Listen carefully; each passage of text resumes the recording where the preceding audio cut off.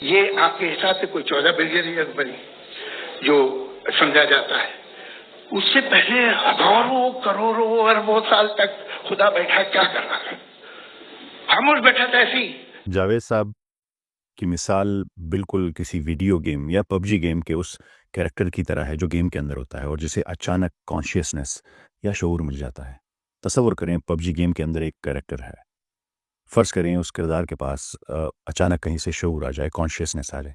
وہ اپنی دنیا کو دیکھتا ہے، عمارتیں، درخت، ہتھیار. وہ گیم کے کوڈ کی بنیاد پر یہ جانتا ہے کہ یہ گیم ایک خاص سال مثلاً 2017 میں ریلیز ہوا تھا. اب تصور کریں کہ یہ کردار سوال کرتا ہے، اگر میرے بنانے والے کریٹر نے یہ دنیا 2017 میں بنائی، یہ گیم 2017 میں بنائی، تو وہ 2017 سے پہلے کہاں تھا اور کیا کر رہا تھا؟ اس پب جی کے کردار کے لیے اس گیم کا ٹائم اور سپیس ہی کل کائنات ہے، کل حقیقت ہے، الٹیمیٹ ریئلٹی ہے. وہ بیچارہ یہ تصور بھی نہیں کر سکتا کہ جس وقت اور جگہ کو وہ سب کچھ سمجھ رہا ہے وہ سرے سے اصلی ہی نہیں. وہ کردار اپنی مصنوعی دنیا کو، اپنی فیک ورلڈ کو، اس گیمنگ کی دنیا کے اصولوں پر اپنی حقیقی دنیا کے خالق یعنی ڈیولپر کو پرکھنے کی کوشش کر رہا ہے، جو پاسبل ہی نہیں، اس کے پاس یہ صلاحیت ہی نہیں. جاوید اختر صاحب کی مثال بالکل اسی کردار جیسی ہے.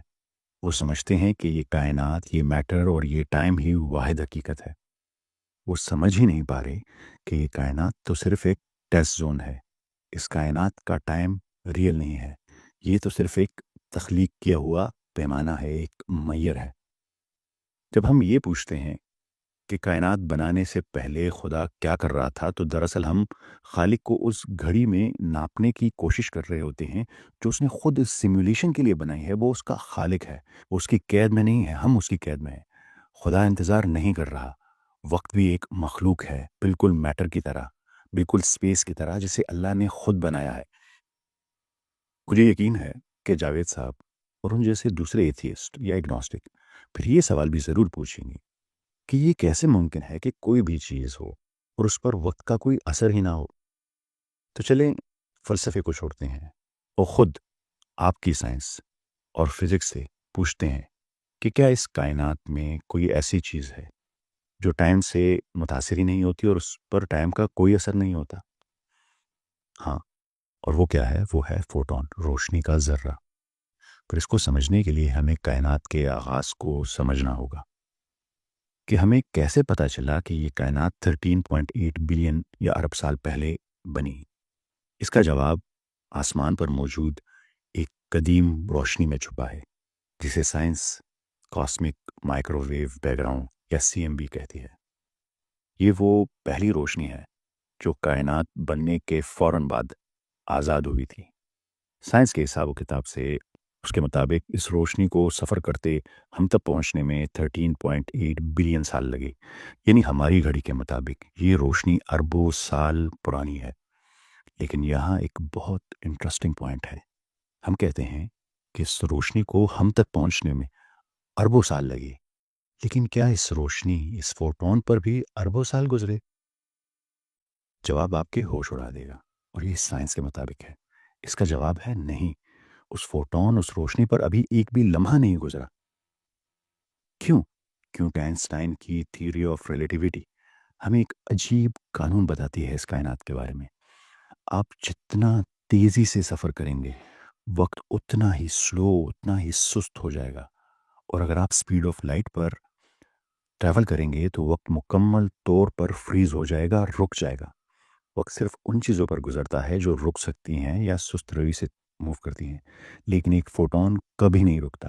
وہ ہمیشہ روشنی کی رفتار سے دوڑتا ہے.